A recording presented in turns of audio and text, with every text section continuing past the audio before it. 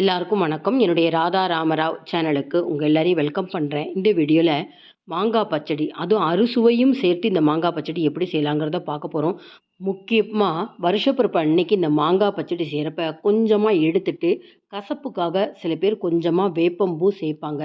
எல்லாருக்கும் வேப்பம்பூ கிடைக்கிறது இல்லை. அது மெட்ரோ சிட்டியில் இருக்கிறவங்களுக்கு வேப்பம்பூ கிடைக்கிறது ரொம்ப கஷ்டமாக இருக்கும். அதுக்காக ஒரு டிப்ஸ் இதில் சொல்ல போகிறேன்.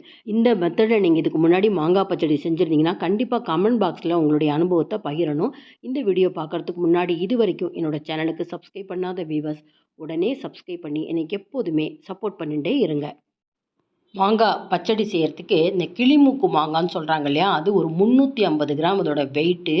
அந்த மேலே காம்பை கட் பண்ணிவிட்டு முழுக்க நம்ம தோலோடு நறுக்காமல் ஒரு பாதி தோல் எடுத்துகிட்டு, மாங்காவினுடைய ஒரு பாதியில் தோல் எடுத்துகிட்டு அதை ஒரு சின்ன சின்ன பீஸாகவும் ஒரு பாதியை தோலோடவும் நறுக்கி எடுத்துக்க போகிறேன். இப்போ இதே நீங்கள் 2 மாங்காய் அப்படின்னா ஒரு மாங்காய் தோலோடையும் ஒரு மாங்காய் தோல் எடுத்துகிட்டு நறுக்கிக்கோங்க.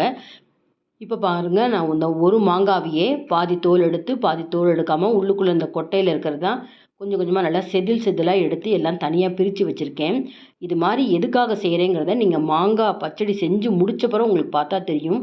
அப்படியே ஜாம் மாதிரி இருக்கும், ரொம்ப நல்லாயிருக்கும். இது வரைக்கும் இந்த மாதிரி ஒரு மாங்காய் பச்சடி செஞ்சுருக்கவே மாட்டீங்க. இப்போ இது எப்படி செய்யலாங்கிறத பார்ப்போம். இப்போ நம்ம இந்த மாங்காவை எண்ணெயில் போட்டு வதக்கிறதுக்கு முன்னாடி இதுக்கு தேவையான வெல்லத்தை ரெடி பண்ணி வச்சுப்போம். 2 விதமான வெல்லம் காமிக்கிறேன் பாருங்கள். ஒன்று பாகு வெல்லம், இது துருவறதுக்கு இடிக்கிறதுக்கு ரொம்ப சுலபமாக இருக்கும், நல்ல கலர் கிடைக்கும். அடுத்தது பார்த்திங்கன்னா கொஞ்சம் சுண்ணாம்பு அதிகமாக போட்டிருப்பாங்க, ரொம்ப ஹார்டாக இருக்கும், கலர் கம்மியாக இருக்கும். முடிஞ்ச வரைக்கும் நீங்கள் எந்த ஒரு வெல்லம் சேர்த்து ரெசிபி பண்ணுறதா இருந்தாலும் இந்த பாகு வெல்லம் எடுத்துக்கோங்க, ரொம்ப நல்லாயிருக்கும். இப்போ நான் அதை துருவி காமிக்கிறேன். ஒரு வியூவர்ஸ் கேட்டிருந்தாங்க, இந்த வெல்லம் எப்படி துருவுறீங்க அப்படின்னு சொல்லி. நான் எப்போதுமே இந்த பஜ்ஜி சிப்ஸு போடுறதுக்கெலாம் இருக்குது பார்த்திங்களா, அந்த கட்டை அதில் தேய்ப்பேன். கேரட் துருவுறதுல செய்கிறத விட இந்த மாதிரி சிப்ஸு கட்டையில் நம்ம வெல்லம் துருவுறது ரொம்ப சுலபமாக இருக்கும். அது பாகு வெல்லமாக இருந்தால். நான் இன்னொரு வெல்லம் காமிச்சேன் பார்த்திங்க, அது நீங்கள் ஒரு கல் மாதிரி வச்சு இடித்து கொஞ்சம் பொடி பண்ணிக்கோங்க. இப்போ அடுத்தது நம்ம கடுகு வெந்தய பொடி தயார் பண்ணிக்கணும். என்னடா ஒரு வெல்லம் பச்சடிக்கு இந்த மாதிரி கடுகு வெந்தயமாக ஊறுகாய்க்கு தானே போடுவாங்கன்னு நினைக்காதீங்க. 1 டீஸ்பூன் கடுகு, 1/2 டீஸ்பூன் வெந்தயத்தை எடுத்து நல்லா படபடன்னு பொரிஞ்சதுக்கப்புறம் எடுத்து நம்ம மிக்சியில் மாற்றி பொடி பண்ணி வச்சுக்கலாம். இதை சேர்த்ததுக்கப்புறம் தான் அந்த பச்சடி அவ்வளோ நல்லாயிருக்கும். ஊறுகாய்க்கு அப்புறம் சாம்பார் பண்ணுறப்ப கூட நீங்கள் இதை யூஸ் பண்ணிக்கலாம். இப்போ ஒரு பெரிய வாணலி எடுத்திருக்கேன். நல்லா 2 டேபிள் ஸ்பூன் எண்ணெய் சேர்த்துக்கிறேன். இது எண்ணெயிலேயே வதங்கணும், தண்ணி விட்டெல்லாம் அந்த மாங்காவை நம்ம வேக வைக்கக்கூடாது. எண்ணெய் காஞ்சோடனே 1 டீஸ்பூன் கடுகு, 1 டீஸ்பூன் ஜீரகம், ஒரு 1/2 டீஸ்பூனுக்கும் கம்மியாக பெருங்காயத்தூள், ஒரு 3 பச்சை மிளகாய் நல்லா பொடியாக நறுக்கி அதையும் சேர்த்து நல்லா வதக்கிக்கணும். இது கூடவே ஒரு 2 ஆறுக்கு கருவேப்பிலை சேர்த்து நல்லா வதக்கிட்டு, அடுத்தது நம்ம தோலோடு நறுக்கி வச்சுருக்கிற அந்த ஒரு பாதி மாங்காவை சேர்த்துன்னுட்டு ஒரு மீடியம் ஃப்ளேமில் வச்சு நல்லா கைவிடாமல் வதக்கலாம்.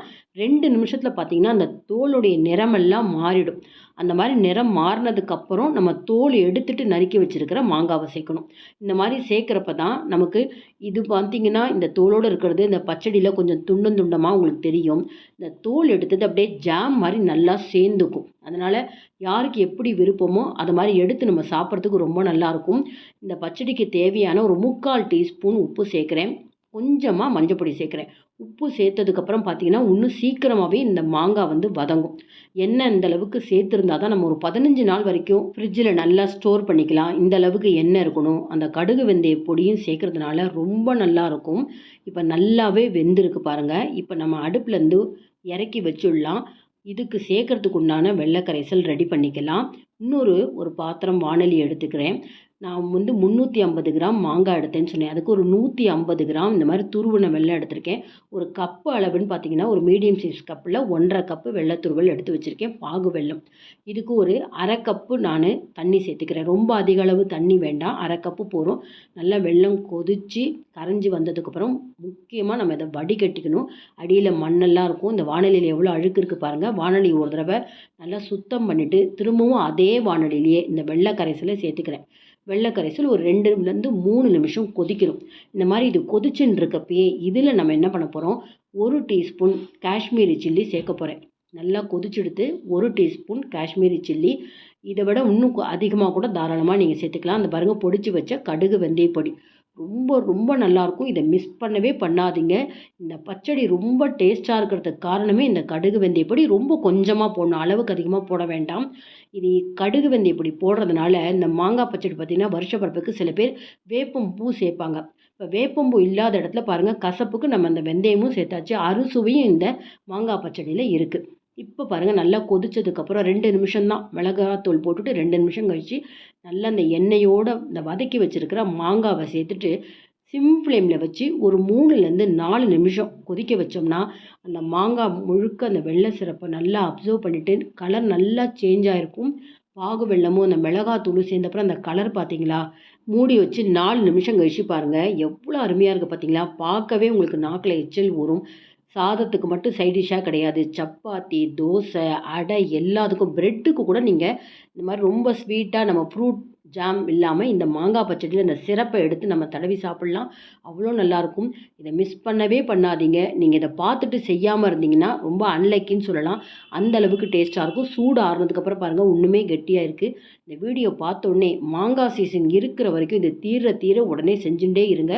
வீட்டில் இருக்கிற அத்தனை பேருக்கும் பிடிக்கும். முக்கியமாக உங்கள் வீட்டில் ப்ரெக்னென்ட் லேடிஸ் யாராவது இருந்தாங்கன்னா அவங்களுக்கு பார்த்தீங்கன்னா அடிக்கடி வாமிட்டிங் சென்சேஷன் வரும், வாமிட்டிங் வரும்.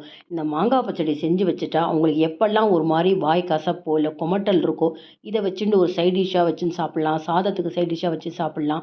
அவசியம் நீங்கள் இதை செஞ்சு பாருங்கள். இந்த வீடியோ பிடிச்சிருந்தா லைக்ஸ் கொடுங்க, கமெண்ட் பாக்ஸில் உங்கள் கமெண்ட்ஸ் போடுங்க. ஃப்ரெண்ட்ஸ் அண்ட் ரிலேட்டிவ்ஸ்க்கு வீடியோவை உடனே ஷேர் பண்ணுங்கள். இது வரைக்கும் என்னோட சேனலுக்கு சப்ஸ்கிரைப் பண்ணாத வீவர்ஸ் உடனே சப்ஸ்கிரைப் பண்ணி சப்போர்ட் பண்ணுங்கள். Thank you viewers.